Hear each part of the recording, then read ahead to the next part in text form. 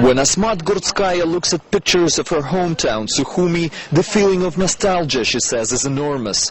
Together with her mother and two sisters, Asmat fled Abkhazia in 1992.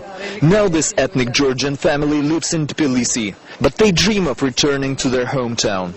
There is no one who wouldn't want to go back to Sukhumi. It's paradise.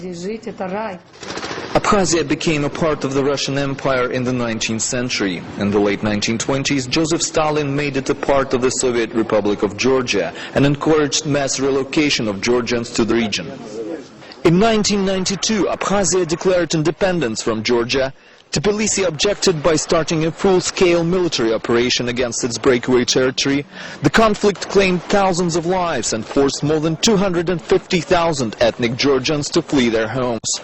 Russian peacekeepers and UN observers managed to stop the bloodshed and helped more than 20,000 refugees return to Abkhazia. They now live mostly in the bordering Gali region, but if you go to Sukhumi, you'll notice that most homes which once belonged to Georgians are still deserted. Most apartment buildings in Sukhumi look half empty. Many flats that once belonged to ethnic Georgians were nationalized by the state because of their dilapidated condition or the fact that nobody paid the bills for more than 15 years. But in cases where previous owners claimed their rights, the apartments are being preserved.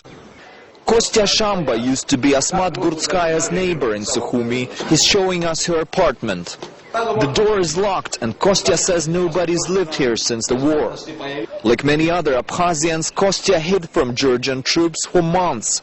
He's still angry with them and says he feels the same about most of his Georgian neighbors. No Georgian is going to live in this house while I'm here. We won't let that happen. Abkhazian officials say they are concerned about Georgian refugees, but they blame Georgia for using international organizations to put pressure on Abkhazia.